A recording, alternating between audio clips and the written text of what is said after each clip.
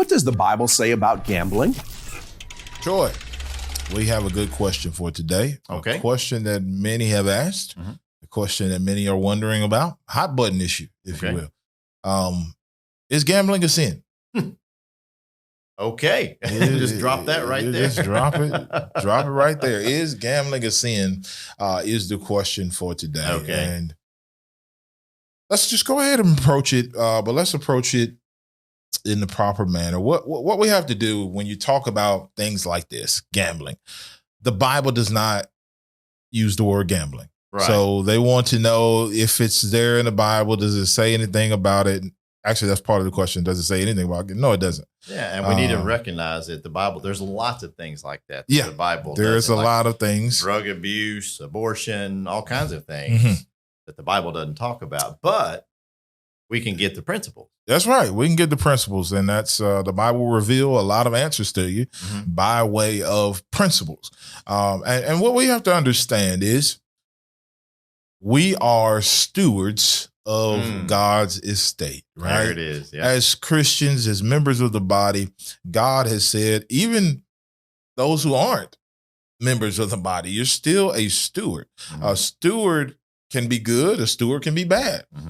God says the one that wants to be pleasing to him, in 1 Corinthians 4, verse number 2, moreover, it is required in men that a steward be found being faithful. So you have to be faithful. He wants a good steward, which means that we manage God's estate. That's it. Which means that everything is God's estate. So you yourself, your wallet as well. So that means what you would say, quote unquote, is your money, still belongs to God.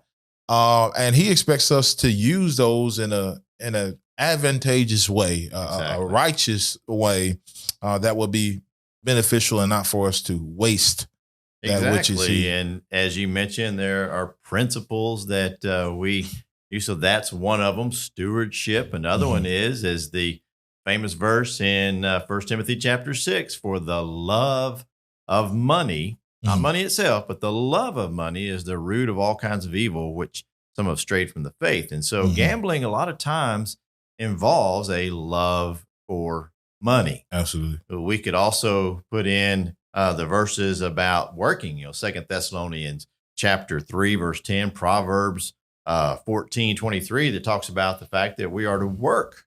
We are to be not only good stewards, but also diligent workers and earning our keep, earning our living. That's right. That's right. And it's funny how things work. God says, if you want to be rich, well, it's not in the way you perceive it to be. He says, give, actually. Give. Those who will be give and give generously. And on several occasions in some of the different parables that Jesus gives, when he's approached and one asks, how can he obtain the kingdom? What do you have to do? Give away some of your riches that you have in this earth, and therefore you can be rich towards God. That's right. So if you really want to be rich, you have to give. And if you want to be rich in this life, God says work. Yes. Work for it, and you can obtain it. So there's nothing wrong with having it, but you have to work for it. That's right. And I might add another verse too. Hebrews chapter 13, verse 5 says, let your conduct be without covetousness. Gambling often involves that. And be content with such things that you have. So That's right. Gambling is taking chances with money to gain more money in ways, like you just said, that's not how God said you are to earn it. And so there are principles that are involved with this hot button topic of, is gambling a sin? And you have to ask yourself, what is the purpose? Yes. What am I doing? Yes. What is the purpose? You have to have purpose behind Are everything. you glorifying God in that matter? There we go. Are we glorifying God? And I'm reminded of the prodigal son, who was not a good steward of what his father gave to him. He took his inheritance and he spent it. That's right. On riotous living, and it didn't end up well for him. And what did he say when he spent it in that way? He came back to his father. He says, I have sinned. Yeah.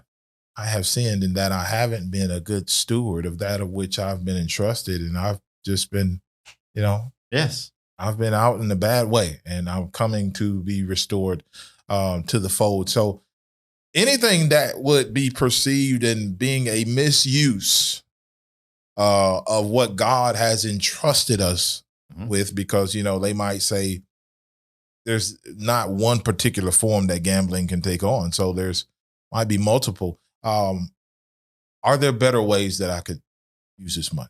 Absolutely, yes. Because in the terms, as they say in the gambling world, is the house always wins. Yeah.